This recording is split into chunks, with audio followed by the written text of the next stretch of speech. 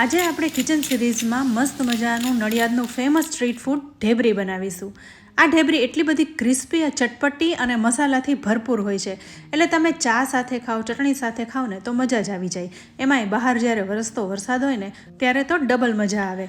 સાથે આ ઢેબરી બનાવવામાં નથી સોડાનો ઉપયોગ કરવાનો કે ઈનોનો ઉપયોગ કરવાનો, એકદમ સરળ રીતના બની જાય છે. જે પહેલી વાર બનાવશે ને એમને પણ આવડી જશે. તો ચાલો જોઈએ કેવી રીતના બને છે. તો ઢેબરી બનાવવા માટે મેં અહીં 1 કપ ચણાની દાળને 5 થી 6 કલાક માટે પલાળી રાખી હતી. તમે જુઓ છો અહીં એકદમ સરસ રીતના ચણાની દાળ પલળી ગઈ છે. હવે આ ચણાની દાળમાંથી બધું પાણી નિતારી લેવાનું છે. તો એક કાણાવાળો વાટકો લઈ લીધો છે, એમાં પાણી સહિત જ ચણાની દાળને ઉમેરી દઈશું, એટલે બધું પાણી નીચે આવી જશે અને ચણાની દાળ ઉપર રહી જશે. તો હવે આ ચણાની દાળને એકદમ નિતારી લેવાની છે. ત્યારબાદ એક મિક્સર જારમાં લઈ લઈશું, કારણ કે આને પીસવાની છે. તો અહીં ચણાની દાળ કરકરી રહે એવી પીસવાની છે, સાવ પીસીને લીસી નથી કરી નાખવાની. તો બધી ચણાની દાળને મિક્સર જારમાં ઉમેરી દઈશું. તમે અહીં જોઈ શકો છો જરાય પાણી નથી, લગભગ બધું જ પાણી નીતરી ગયું છે. પાણીનો ખૂબ જ ઓછો ભાગ રાખવાનો છે. હવે મિક્સરનું ઢાંકણ બંધ કરીને પલ્સ મોડ ઉપર ધીરે ધીરે પીસી લેવાની છે.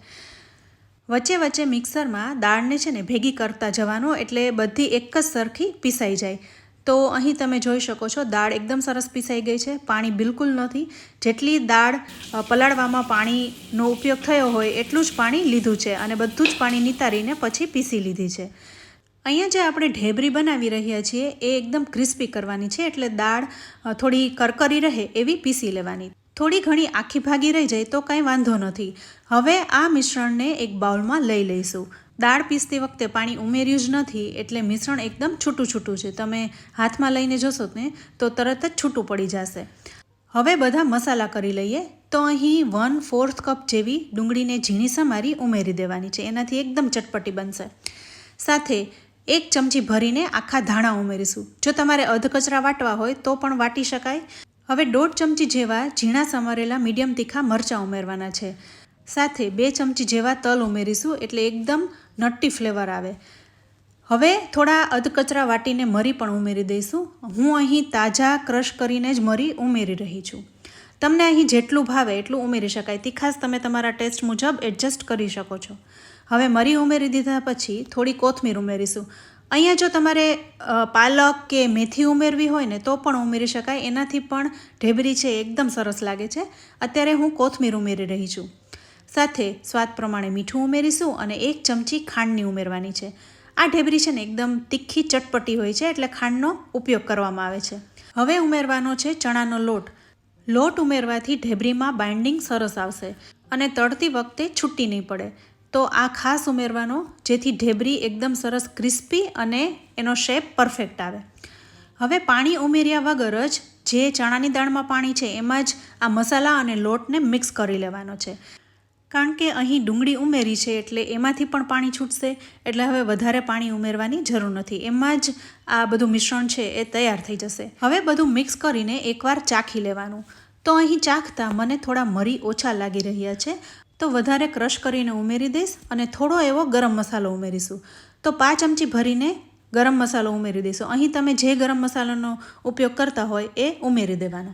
હવે ઢેબરીનું મિશ્રણ તૈયાર થઈ ગયું છે, તો હવે તળી લઈશું. આમાં નથી આપણે સોડા ઉમેરવાનો કે ઈનો, એમનેમ જ આ ઢેબરી એકદમ ક્રિસ્પી અને સોફ્ટ બને છે. ગેસ ઉપર તેલ ગરમ કરવા મૂકી દીધું છે, તો હાથમાં થોડું થોડું મિશ્રણ લઈ અને તેલમાં પાડતા જઈશું. જેમ આપણે મેથીના ગોટા પાડીએ છીએ એ જ રીતના થોડું થોડું મિશ્રણ હાથમાં લઈ અને તેલમાં ઉમેરતા જઈશું.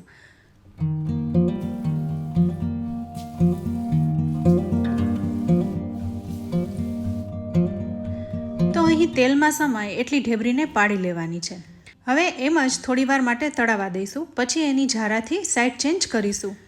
મીડિયમ ટુ હાઈ ફ્લેમ ઉપર કરવાની છે, એટલે ધીરે ધીરે ક્રિસ્પી થતી જાય. પણ અહીં આપણે ફૂલ કૂક નથી કરવાની, હાફ કૂક કરવાની છે. તો થોડો લાઇટ બ્રાઉન કલર આવી જાય એટલે આપણે એને તેલમાંથી બહાર કાઢી લઈશું, કારણ કે આ ઢેબરીને આપણે ડબલ ફ્રાય કરવાની છે. અત્યારે તળાતા તમે જોઈ શકો છો ઢેબરી છે એકદમ ક્રિસ્પી બની ગઈ છે, પણ હજુ આપણે આને ફરી તળીશું એટલે એકદમ ક્રિસ્પી થઈ જશે. તો જેટલું મિશ્રણ છે એમાંથી ફરી તેલમાં ઢેબરીને પાડી લઈશું. આવી રીતના જો તમારે ગોળ ગોળ શેપમાં પાડવી હોય તો આવી રીતના હાથમાં થોડો મિશ્રણ લઈ અને ગોળ ગોળ ફેરવશો તો એકદમ ગોળ શેપ આવશે. તો તેલમાં સમાય એટલી ઢેબરી પાડીને એને પણ હાફ કૂક જ કરવાની છે. થોડીક ગોલ્ડન બ્રાઉન થઈ જાય એટલે એને તેલમાંથી બહાર કાઢી લઈશું. હા, વચ્ચેથી કાચી ન રહે એનું ખાસ ધ્યાન રાખવાનું. તો અહીં બીજી વાર પણ જે ઢેબરી તળી છે એનો પણ ગોલ્ડન બ્રાઉન કલર આવી ગયો છે. તો હવે તેલમાંથી બહાર કાઢી લઈશું અને ડીશમાં કાઢતા જઈશું. આવી રીતના બધી જ ઢેબરીને તળી લેવાની છે.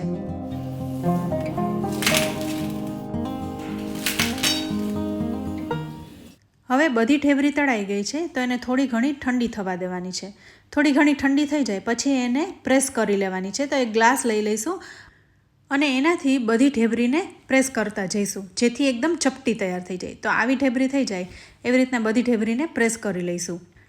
અહીંયા આપણે બધી ઢેબરીને પ્રેસ કરી લીધી છે. સાથે તેલ પણ ફરી ગરમ કરવા મૂકી દીધું છે કારણ કે આ ઢેબરીને ડબલ ફ્રાય કરવાની છે એટલે એકદમ ક્રિસ્પી થાય. તમે ખાશો ને તો ખૂબ જ મજા આવશે. તો ફરી આ ઢેબરીને ગરમ તેલમાં ઉમેરી દેવાની છે. મીડિયમ ટુ લો ફ્લેમ ઉપર ધીરે ધીરે તળાશે ને એટલે ઢેબરી એકદમ ક્રિસ્પી ગોલ્ડન થતી જશે. આવી ઢેબરી ખાવાની એકદમ મજા આવે છે કારણ કે ક્રિસ્પી પણ હોય છે અને સાથે અંદરથી સોફ્ટ પણ. વરસતા વરસાદમાં બહાર ફરવા નીકળ્યા હોય ત્યારે તો આવી ઢેબરી ખાવાની એકદમ મજા આવે છે કારણ કે ચટપટી હોય, તીખી હોય, ટેસ્ટી હોય એટલે બીજું કંઈ જોઈએ જ નહીં. તો ફ્રેન્ડ્સ, ઢેબરી તૂટે નહીં એ રીતના ધીરે ધીરે સાઈડ ચેન્જ કરતાં બધી ઢેબરીને અહીં ગોલ્ડન બ્રાઉન થાય ત્યાં સુધી તળી લેવાની છે. સાથે થોડા મરચાં પણ તળી લઈશું. તો 3 થી 4 મરચાં તેલમાં ઉમેરી દીધા છે. તો અહીં ઢેબરી અને મરચાં તળાઈ ગયા છે તો ડીશમાં કાઢતા જઈશું. ફરી જે બાકી રહેલી ઢેબરી છે એને પણ આ જ રીતના તળી લઈ અને ડીશમાં કાઢતા જઈશું. તો ફ્રેન્ડ્સ, તમને અહીં અવાજ સાંભળીને જ ખબર પડી ગઈ હશે કે આ ઢેબરી કેટલી ક્રિસ્પી થઈ છે. આ ઢેબરી ખાશો તો ઉપરથી ક્રિસ્પી અને અંદરથી સોફ્ટ લાગશે. તો ફ્રેન્ડ્સ, અહીં બધી ઢેબરીને તૈયાર કરી લીધી છે. અહીં મેં મરચાં અને ડુંગળી અને લીલી ચટણી સાથે પીરસી છે. તો ફ્રેન્ડ્સ, તમને આજની આ રેસીપી કેવી લાગી? જો ઢેબરીની રેસીપી સારી લાગી હોય ને તો વિડીયોને લાઇક અને શેર જરૂરથી કરજો. અમારી ચેનલ કિચન સિરીઝને સબસ્ક્રાઈબ કરી લેજો. અમારા ફેસબુક પેજ, ઇન્સ્ટાગ્રામ પેજને લાઇક કરી ફોલો કરી લેજો. તો ફરી મળીશું આવી એક નવી મજેદાર રેસીપી સાથે. ત્યાં સુધી આવજો.